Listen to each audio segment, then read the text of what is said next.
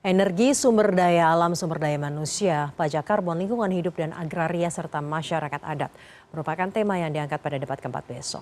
Dari semua tema tersebut, isu apa saja yang menonjol, yang kemudian diharapkan tentunya dijawab oleh para cawapres.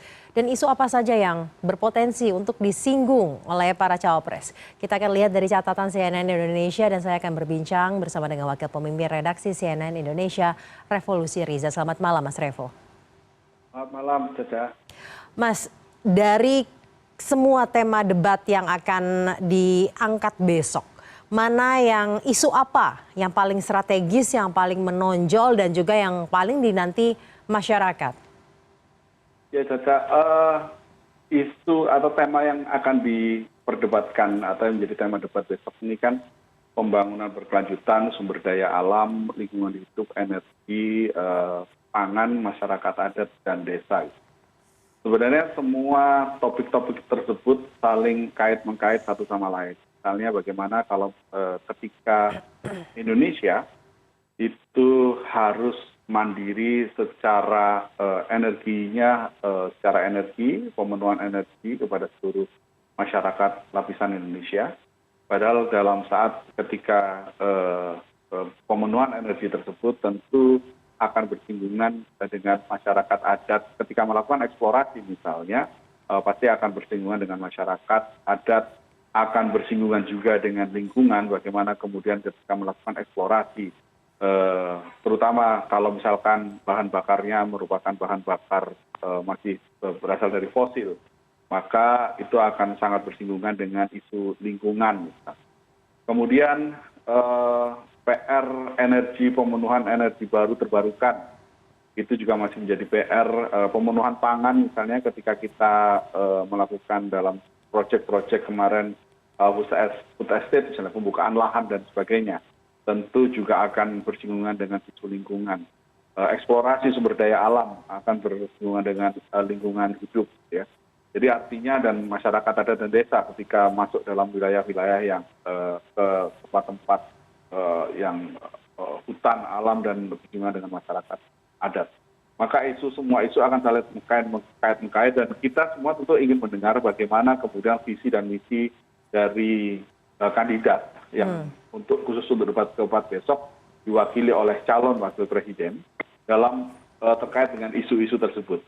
Misalnya ketika eksplorasi sumber daya alam, ketika eksplorasinya sifat dari eksplorasinya sangat eksploratif, maka bagaimana menjamin lingkungan hidup masih tetap terjaga, bagaimana kemudian menjaga keseimbangan antara lingkungan hidupnya dengan eksplorasi sumber daya alam.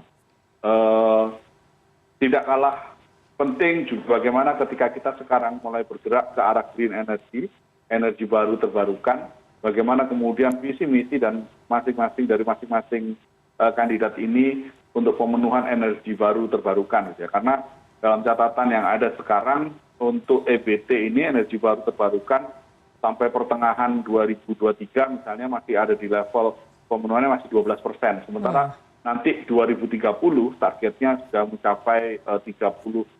Gitu.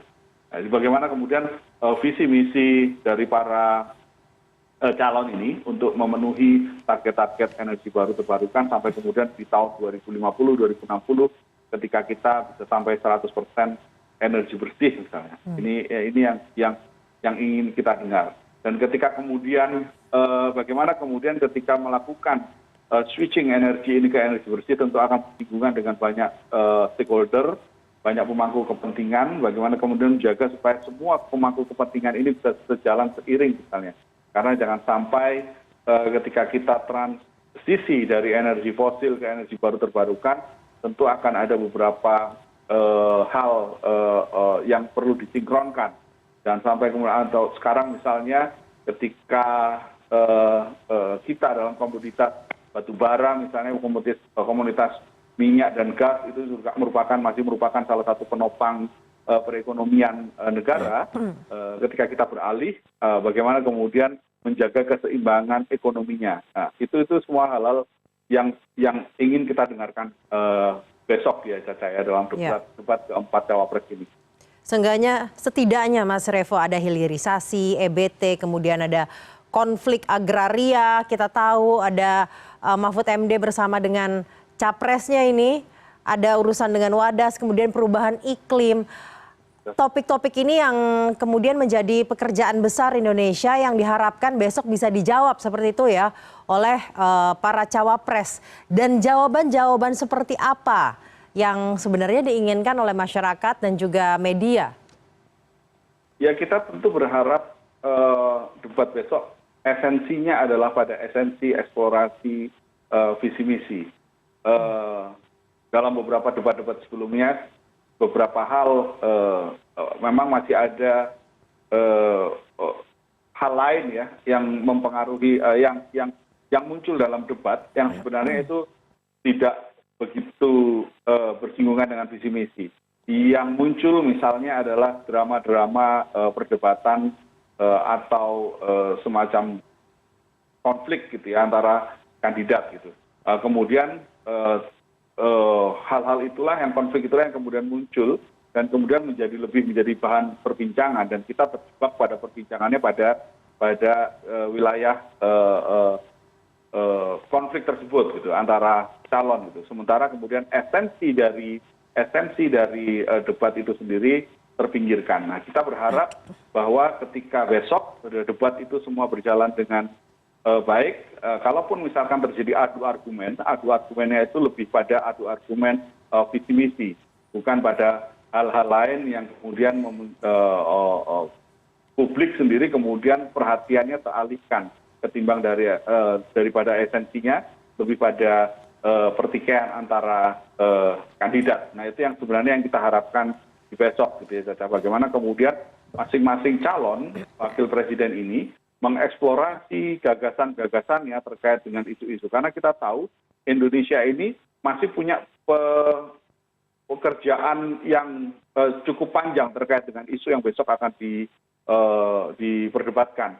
Dalam pembangunan berkelanjutan misalnya, bagaimana kita menjaga supaya pembangunan kita tetap berkelanjutan, sustainability kita dalam menjaga lingkungan hidup, sumber daya alam. Ketika kita mengeksplorasi sumber daya alam, terutama sumber daya alam mineral yang eksploratif, bagaimana itu kemudian bisa menjaga kesinambungannya dengan lingkungan. Karena dalam yang terjadi sekarang, seringkali eksplorasi sumber daya alam meminggirkan lingkungan hidupnya, yang itu menjadi perhatian dari banyak aktivis lingkungan.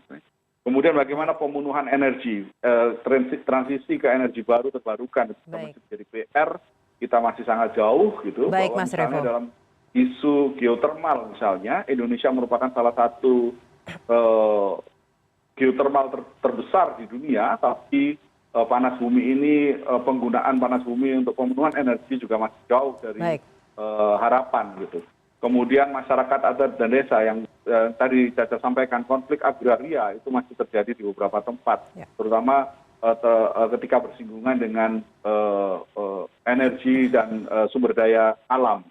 Nah, ini PR-PR yang sebenarnya ingin kita dengar, bagaimana kemudian para cawapres yang diwakili oleh cawapres besok ini itu bisa mengeluarkan gagasan-gagasan Indonesia ke depan dalam isu ini akan dibawa ke arah mana? Apa gagasan-gagasan mereka? Apa program-program mereka? Jangan lagi-lagi hanya gimmick belaka ya. Semuanya itu tanpa ada konflik yang berkepanjangan. Baik. Itu yang kita harapkan. Mas Revo, terakhir, dari rekam jejak yang dicatat dan tercatat oleh CNN Indonesia, dari ketiga cawapres kita besok ada Muhaimin Iskandar, ada Gibran Rakabuming Raka dan juga Mahfud MD.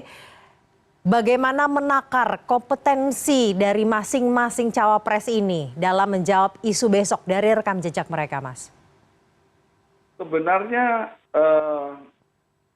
ketiga calon wakil presiden yang besok akan berlaga di debat keempat ini, rekodnya tidak pada isu pembangunan berkelanjutan sumber daya alam, lingkungan dan sebagainya. Kita tahu misalnya Muhaimin Iskandar, Caimin ini politisi yang cukup matang, tapi memang konsentrasinya tidak pada isu-isu yang besok akan diperdebatkan. Demikian juga dengan Gibran gitu ya, sebagai wali kota, rekam jejaknya wali kota masih 2 tahun, artinya rekam jejaknya juga tidak cukup banyak terkait dengan isu lingkungan. Sementara Mahfud MD yang kita tahu lebih banyak berkecimpung di wilayah-wilayah hukum. Nah ini yang justru menarik gitu. Bagaimana kemudian mereka ini akan diadu gagasannya, karena secara rekam jejak sebenarnya mereka kompetensinya bukan pada isu-isu yang besok akan dibicarakan. Tapi kan kita meyakini mereka semua ini memiliki tim yang cukup mumpuni terkait dengan isu-isu tersebut. Akan berbeda kalau misalkan kita berbicara dengan kalau misalkan konteksnya adalah calon presidennya misalnya. Baik, Mas Calon Revo. presiden misalnya ketika Anies Baswedan misalnya, walaupun Anies Baswedan merupakan akademisi dan sebagainya, tapi tentu ada rekod ketika menangani Jakarta. Baik. Ketika menangani Jakarta kemarin sempat ya udara bersih, isunya adalah isu polusi udara misalnya. Itu kan Baik, Mas Revo. merupakan salah satu PR. Kita akan nantikan ya kejutan-kejutan yang akan diberikan oleh ketiga cawapres besok ya Mas Revo ya. Karena ketiganya dari rekam jejak ini tidak ada yang begitu fasih dari rekam jejaknya, namun kita tidak tahu akan ada kejutan apa besok. Kita akan nantikan bersama. Terima kasih Wakil Pemimpin Redaksi CNN Indonesia Revolusi Riza telah bergabung bersama kami malam hari ini di Prime News.